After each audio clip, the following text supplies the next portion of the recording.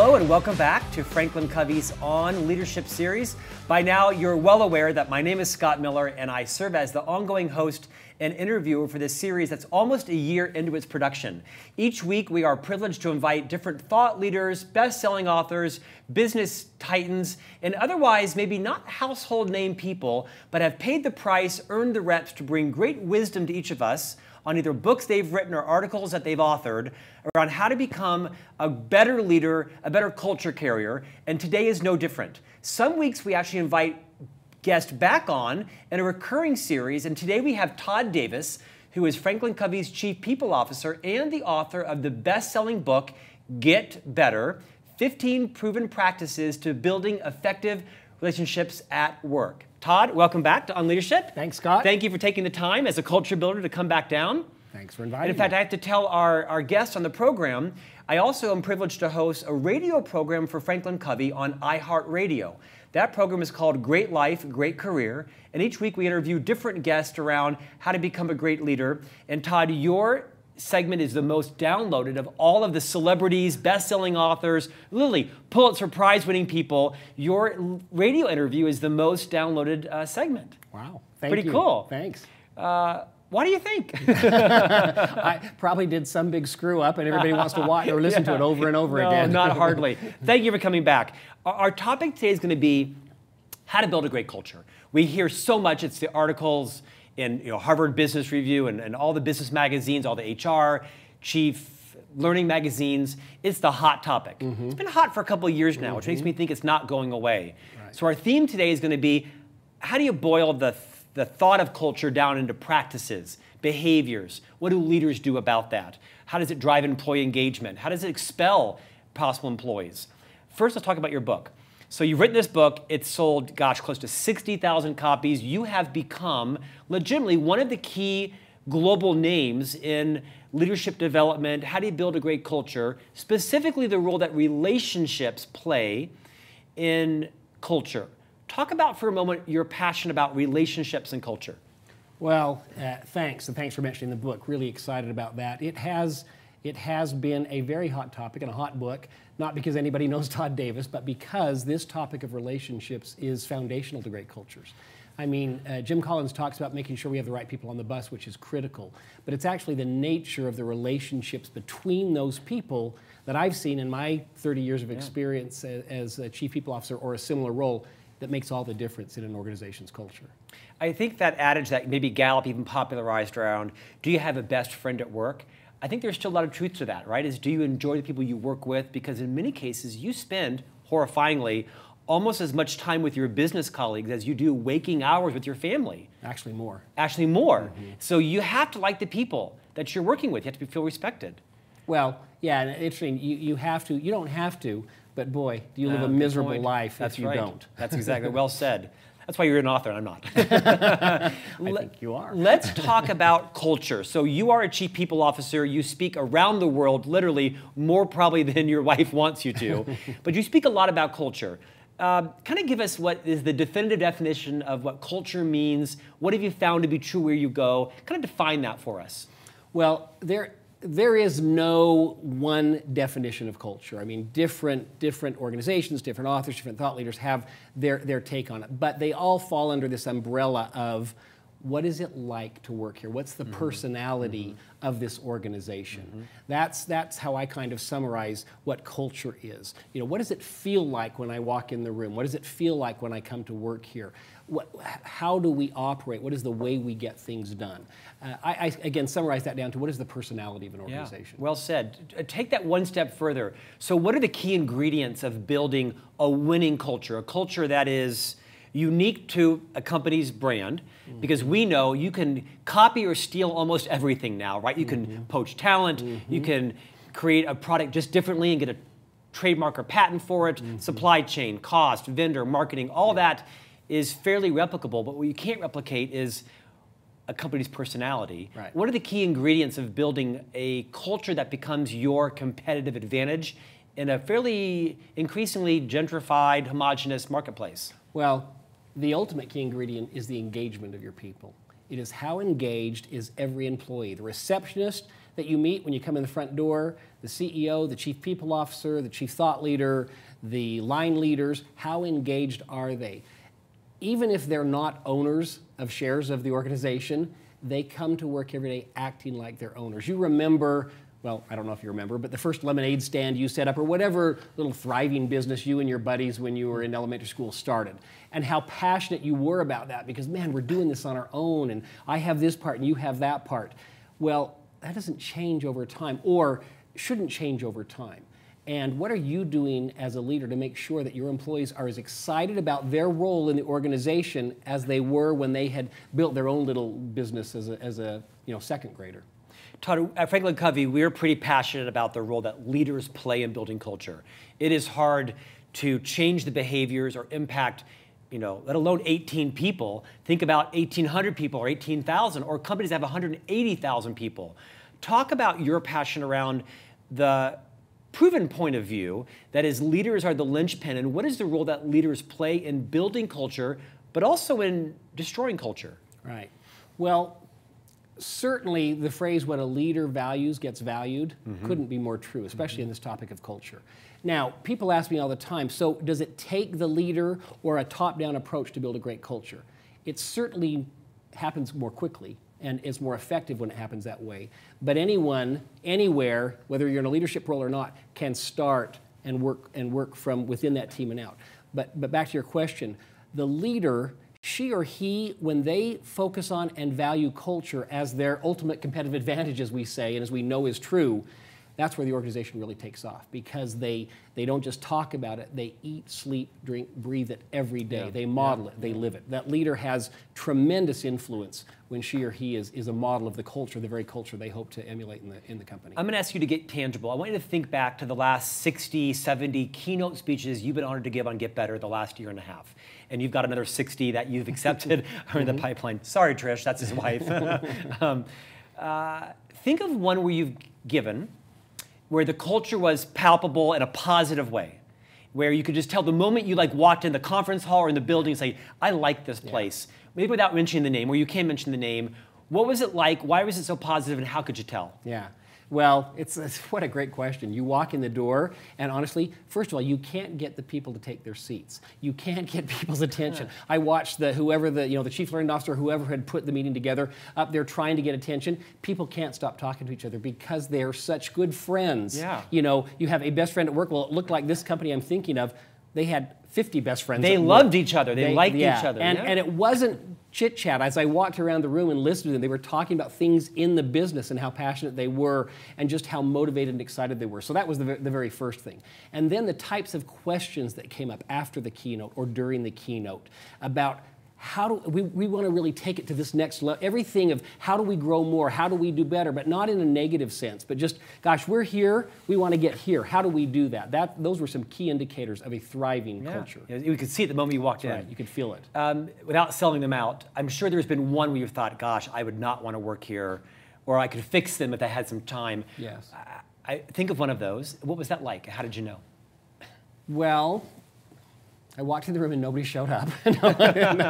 No. But seriously, can you think of one? It was. I can think of some that weren't not a dramatic opposite of what I just described, but where it was pretty quiet to begin with. Yeah. People were pleasant, but not excited to be there for the keynote, and you could just sense, and again, it's my judgment, but you could just sense there was a lack of passion for what we're doing as an organization, this particular company. The questions, again, were professional, but more around what we'd call victim language, Well, what if you work for someone who doesn't see it this way, and I've tried for 5 years to change him, and he won't change? Or what if, and again, those are legitimate situations and issues, but it was just the way that those questions were presented. You could sense, this is a struggling culture.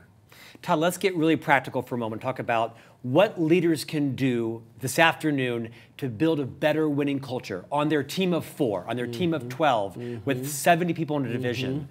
Rattle off a half dozen practical behaviors that anybody, regardless of the level of their leadership role, whether they're first level leader or a CEO, whether they're 20 or they're 60, whether they're hated or whether they're loved, some things people can do to immediately build a better culture that you've also probably gleaned from a lot of good stories and some coaching opportunities. Give me 5 or 6 things that people could do immediately. Leaders. If a leader sat down with their team and said, and again, don't want to assume that they haven't been doing any of these things, but they said, look, we have our great mission statement posted on the wall and our values and vision. And I'm passionate about those and I love those. And here's how I would like everyone on this leadership team to model those for the company. I've noticed, and I've unfortunately, I'm paraphrasing here, but I've unfortunately not been modeling this. I've noticed that we've been so busy, many of you have been putting off the one-on-ones you should be having with your team. So I want to tell you, from this day forward, I'm not going to cancel another one-on-one, or it's going to be, the building's on fire if I do. So I want you to hold me accountable to this. We are going to meet regularly. I find that one of the biggest, you asked about the elements of a great culture, communication is key. And again, to get real practical, communication meaning hold your one-on-ones with your team. You cannot skip those because they're a week, 2 weeks, 3 weeks go by, and yeah, I kind of know what's going on, but I really don't know what you're thinking. How are you feeling about things? So that communication is critical. Stop there a second. Okay. I think that's profound. What you're saying is, as a leader, they should demonstrate some self-awareness, humility, introspection, and connect the values on the wall to actionable behaviors in their team and admit that they themselves have often not rise to the standard and spell out exactly what we're all going to do to model those values.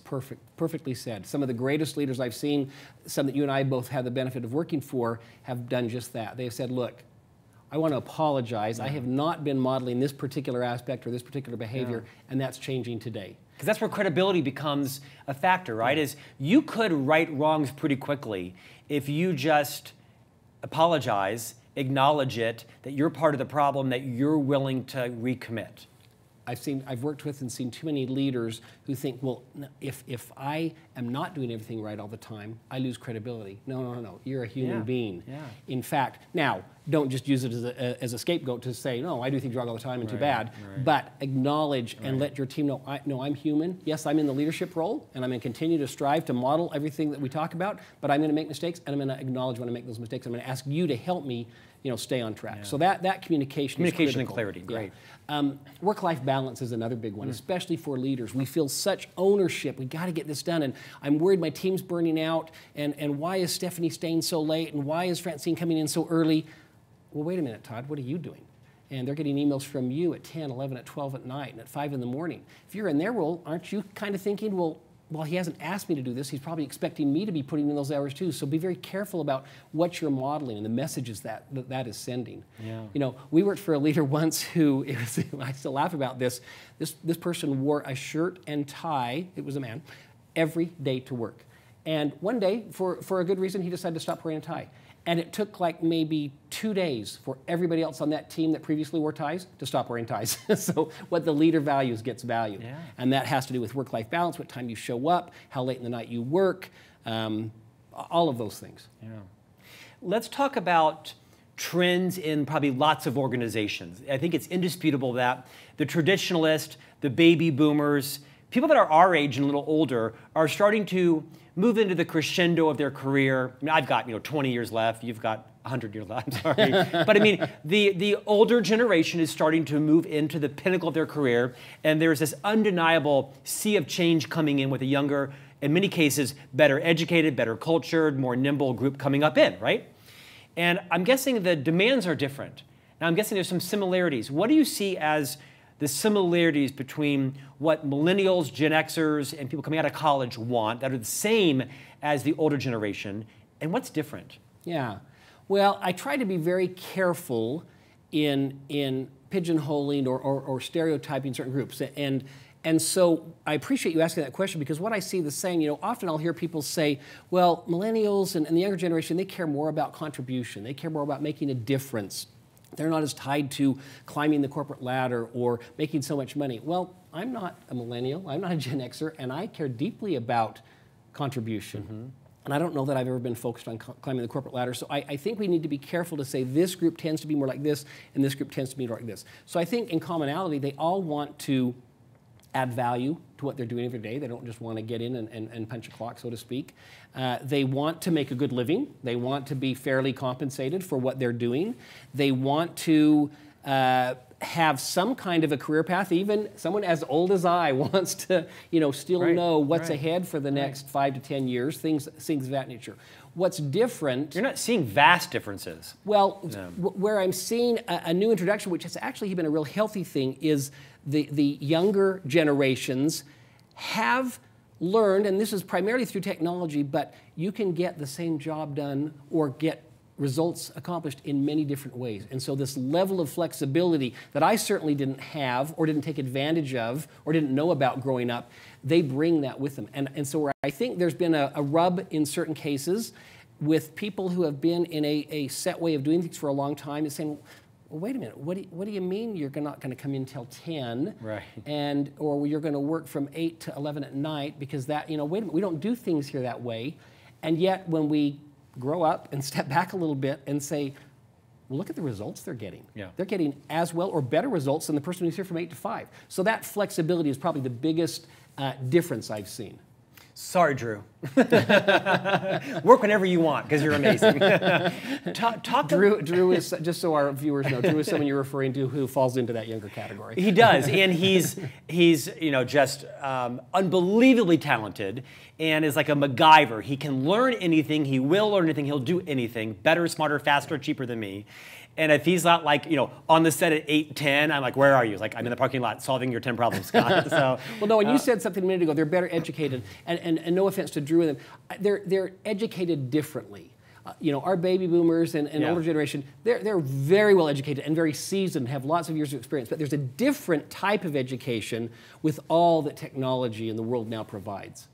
Todd, so you're a chief people officer, known in most companies as a chief human resource officer, or you're the executive vice president of people in our company worldwide. Several thousand employees, almost 60 offices around the world, large corporate presence here in Utah. Most of our employees work from their homes, right? Or they're dispersed, they're virtual employees, so to speak. How do you find great leaders build and sustain an engaging culture when all 50 members of their team work in different states? Yeah. And they see them maybe twice a year. It is probably one of the biggest challenges organizations around the world are facing, because how wonderful that we can get work done from anywhere, from the car in the parking lot while Drew's getting your tea ready for you, from my home office, from whatever, and it is very lonely. And it's why people are leaving and transferring and moving organizations, because those leaders who don't recognize it and figure out ways to help their teams feel included, they may be paying them well, they may have exciting jobs, but they're lonely, and they go to another organization where the leader or leaders have figured it out how to keep them more engaged. Is that the word you hear when they call you up and say, I'm leaving? It is, and it sounds, to some it may sound silly. Some seasoned 45-year-old professional, top-selling executive, and she says, I'm lonely. This is a lonely job. I can appreciate that. And yet in another organization where she also works from a home office, she doesn't. She feels included because her leader makes sure that they meet twice a week instead of once a week because she's remote. Right. Make sure that they use a Zoom call so that we're seeing each other versus just on the phone. Make sure that after every call, there's some follow-up documentation sent. Said, hey, I just wanted to summarize. These remote workers, they just naturally feel more detached. And so we got to go overboard with those versus the people we get to see every day to make sure the communication is ramped up. So leaders that lead virtual teams need to be really mindful of how are you making sure that those people have a best friend at work, feel connected, have great communication and clarity, and that you have to even kind of exaggerate it, not inauthentically, but to make sure that you're guarding them against becoming lonely. Spend the extra 10 minutes that you might not need to with someone in the office because you overhear them, you kind of know more about their life. Spend the extra 10 minutes with the remote workers saying, hey, how's things going? I understand you and your partner were building a house. How's that going? Is it, spend that extra 10 minutes. That 10-minute deposit will come back in great volumes on return. Sage advice.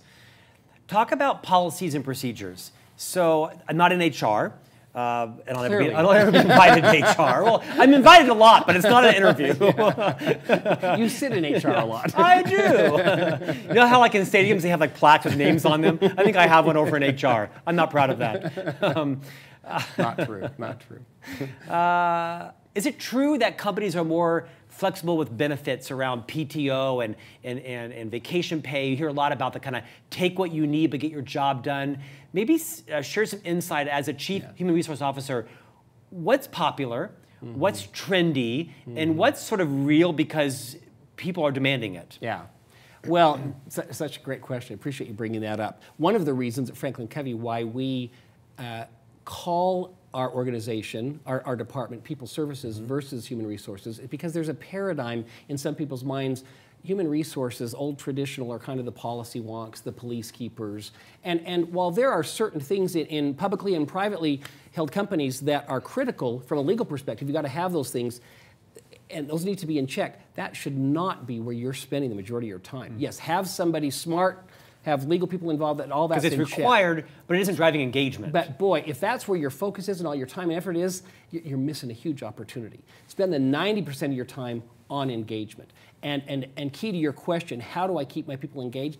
Acknowledge there are 10 different ways to get results, and probably better results. And it's not about, no, we work from this to this hours, and if you're here 10 years, you get one more day of vacation, and this and this and this. Now, again, different organizations and different industries by requirement need to have certain things in place. But in general, most organizations have a lot more flexibility than they're willing to step back and say, oh, wait a minute, we could do this differently. We went through this. We at FranklinCovey probably 10 years ago, where another very reputable organization here in this area said, no, we don't have, for our salaried employees, we don't track PTO or personal time off. We were shocked. We said, well, what if somebody takes advantage of it? Well, then why are you employing that person if somebody's not, and it's a different way of thinking to really say, and you got to watch it, it could get out of hand, to say, no, Scott, we pay you for results.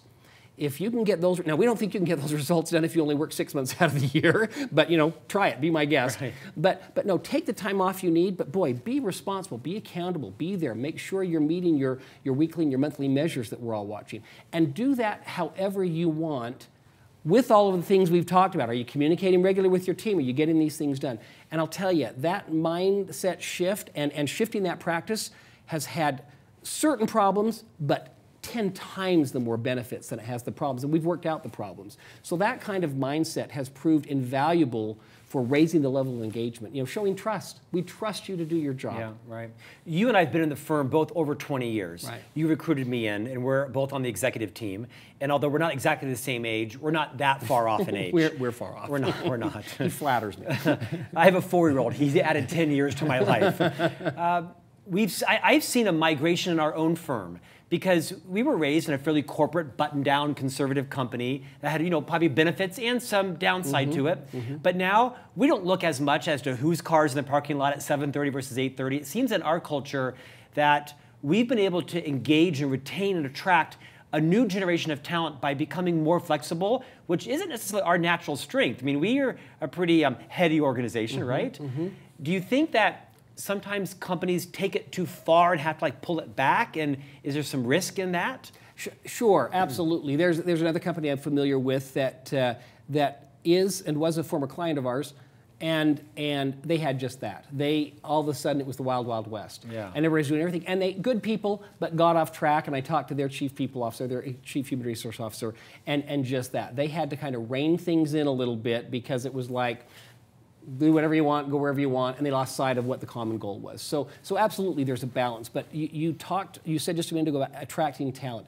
This is how you attract top talent, showing high levels of trust within, here's the road, don't go outside of the road, but boy, do you have a lot of leeway within this road. Todd, it's safe to say, generally speaking, no one is hired in this company without your involvement. You might actually be in the interview, you've seen the resume, you run our recruiting division, Correct. And you interview a lot of people. You interview all of the senior people in this organization. And you're part of the committee, and I'm guessing you probably have veto power because you're wise and smart. So, thousands of interviews. Think of the last 100. What are the questions that people are asking about culture? Is it important? Does it ever come up? It seems like it's almost like a buyer's marketplace right now, because unemployment is so low for whatever reasons, and that you kind of almost have to poach someone from another organization in order to get a high-performing person. Not in every case. What are those interviews like, and what are people wanting to know and demanding as they consider marrying us, not just us marrying them? Yeah. Is that true? Certainly, it is true. And certainly, it's rare that an interview goes by that someone doesn't ask at some point, what is it like to work here? Tell me about the culture. And so we go into a conversation, well, great, help me understand, how do you, and I ask the candidate, how do you define culture? What does culture mean to you? And they say, well, what am I going to like about this place? What's going to bother me? And I love it when they ask that, because we're certainly not perfect, and no organization is. What do you say about FranklinCovey? Well, we are the exception. We're perfect. No. What do you say? I honestly, and while what's our personality? Well, yeah. I would say, and again, I want to be careful in this video shoot to not be promoting FranklinCovey, or that's not the purpose of this, but I will tell you from the heart, and you've been here as long as I have, 23 years, we are far from perfect, but I have never worked with a more collective group of people whose intent is to do the right thing. Totally. And so when mistakes are made, and they're made just as often as they are in other organizations, people course correct pretty quickly. I've had more than one person walk back into a room after a meeting, and they don't storm out, but they walk out and come back in and say, I'd like a do-over. I was sounding pretty victim-y just then. And you hear that, that's very common. People with victim language and victim mentality in our culture, they stick out pretty quickly. And therefore, they start to course correct pretty quickly. Yeah. Tell me about what leaders do to destroy culture. Well, an easy answer would be they do just the opposite of everything we've just talked about. But what I've seen good women and men do that have unintentionally really hurt their culture is they feel such a sense of responsibility and accountability, as a leader should do, that they fall into this micromanaging style that they don't recognize until someone, a trusted advisor, maybe calls it out to them. So they want so much for the results to be perfect that they, I hope it's unintentional, I think it is, they come in and they just oversee to a point of really pushing the talent out the door. I don't want to work somewhere where everybody manages my every move. Yes, tell me what I'm responsible for, but don't tell me how I have to get there. That's why you hired me, to bring my set. So what they do, they think they have to have all the answers. And they can never be wrong, what we talked about earlier. So they're unwilling, not because they've got such a big ego, but because they think, I can't tell them I was wrong on this, or I'm going to lose credibility. No, they, as we said earlier, they are willing to say, hey, you know what? I thought this was the right way to go. It doesn't look like it is. What would you all suggest? They show that level of humility. Other things that they do unintentionally, they probably overlook some really key talent because the talent doesn't naturally look like what they've been used to. We're working on a solution right now, of a hot topic in the world of unconscious bias, and we all have it. And I caught myself yesterday. I just finished reading through a draft of one of the parts of the unconscious bias course, and then I had an interview right after that, and it reshaped my whole interview. I'm on the phone with this person, and I caught myself thinking, I don't know if this is the right fit. And then I thought, wait a minute, Todd. Just because this person doesn't have the identical background of the last 4 people you hired, let's stop and look at some different ways to look at this. So this unconscious bias is a big thing that not just every leader, every person should be very aware of. Which is a new offering in our All Access Pass coming out in May. Yeah. Todd, last question for you. Talk about organizations that are going through mergers and acquisitions and cultures. There's a flurry of consolidation happening. For the last decade, and I'm guessing the next decade, right? You've been through a merger, the FranklinCovey merger, FranklinCovey Leadership Center. And what advice would you give to senior leaders who are on the cusp of being acquired, or are selling or acquiring, and understanding they've got to build a culture as soon as possible? Any watch-outs, wisdom you'd offer both sides? Who's being acquired, who's merging, and who's acquiring, to say, be mindful of these things as you respect cultures and move towards forming one? Well, communication is key. And I get that around a merger or an acquisition, that's a tricky thing, because there are so many things that can't, at certain times, be communicated. But here I want to go back to something we talked about earlier. If you as a leader are known for never missing a one-on-one, continually having open communication with your team members, so they know Scott always informs me of anything he can. If there's something he can't, I even know that. I know that if something he can't talk about. So I have complete trust in this leader. Those leaders that have built that reputation for open, ongoing, consistent communication, as the merger or the acquisition is happening, when people are uncertain, they think, you know what, I trust Scott, I trust Todd, I trust Susan. I know that as soon as they can tell me something, they will. That would be key. That would be foundational. Versus if I have a relationship with my boss where, gosh, I like her and she's smart, but I have to pull information out of her all the time. I have no idea what's going on. So I'm probably out dusting up my resume, and I don't need to. And she may not be withholding it from you intentionally. Right. She's just got a lot going on in her world, right? That's exactly right. So communication would be the number one thing. In the hiring process, you talk about the thousands of interviews I do. We look for certainly all the basic competencies and core skills and high character. We look more and more for flexibility and adaptability. Every candidate, regardless of the position I'm interviewing them for, I look for examples in their past of where they have or haven't been extremely adaptable, extremely flexible. So when you build a team like that, well then when mergers and acquisitions or just regular change goes on, you've got a team that knows how to ebb and flow with those things. That's good career coaching advice, especially for people, I'm going to guess, that are, have more reps in the saddle, so to speak, right? Like you and me, and they're maybe 40s, 50s, and 60s that are looking for a new role, that are maybe more entrenched in their ways, or they had a long career in an organization. It's good coaching to be introspective around how emotionally nimble am I? How, That's right. How rigid am I? Am I thinking, right? And my collaboration skills. There's a person I wrote about in the book that you and I both know. This person, extremely talented, 3 degrees, been with the company a long time. This person struggled with the very thing we're talking about, and therefore was passed over time and time again to lead some really cool projects because they were known for, or at least thought of as, inflexible. And so it's a key skill that we all, regardless of our age, can continually be working on and developing. Final minute, what are you working on next? Because you've got another book in the hopper. I'd love to have you talk about it for a second. Well, thanks for bringing it up. You and I are both working on it.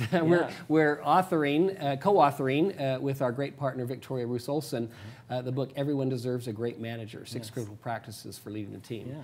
And super excited about that. It's the initial target audience are for those leaders, and there are thousands and thousands of them out there who have been such great individual performers. They've been put into a leadership position, and they're excited, and we're excited, and then everybody realizes, what leadership training have they had? Should they even be in the role? I had someone a month ago, great person, we both know this person in the organization, and they came into me and they said, hey, I've got to, and he's doing his leadership role, and he said, I've got to have a discussion with so-and-so, this person on his team, who is struggling with just getting to work on time, punctuality, showing up.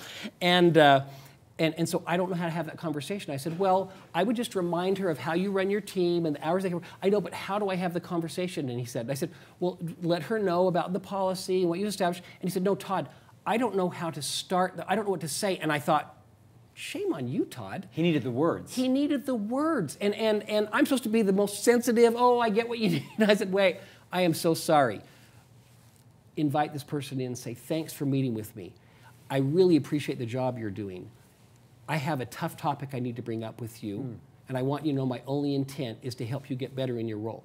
And this person, the leader I'm talking to, he's writing down every word. And I thought, oh my gosh, you and I have been in our roles for so long that some of that stuff comes second nature to us. But a new leader, they don't know how to begin that conversation.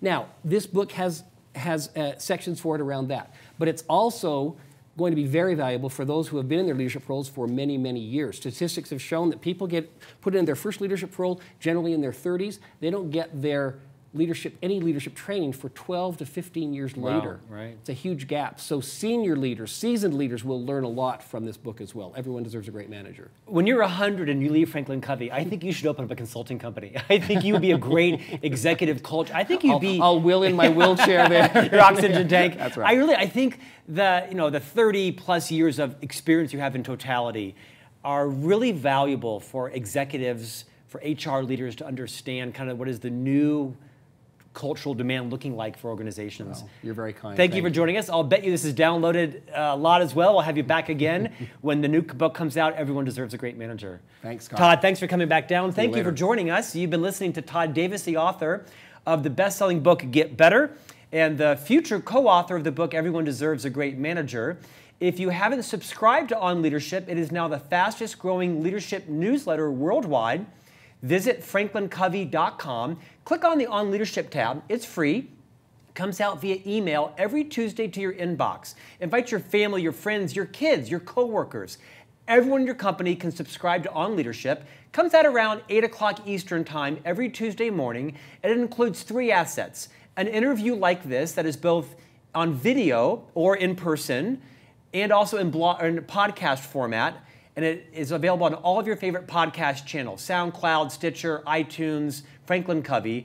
It also includes a downloadable tool pulled from one of our 30-plus world-class solutions found in the All Access Pass, as well as a blog article that I write from some insight from each week's guest. So visit us at franklincovey.com, subscribe to On Leadership, and we'll see you back here next week with another great guest. Thank you for joining us.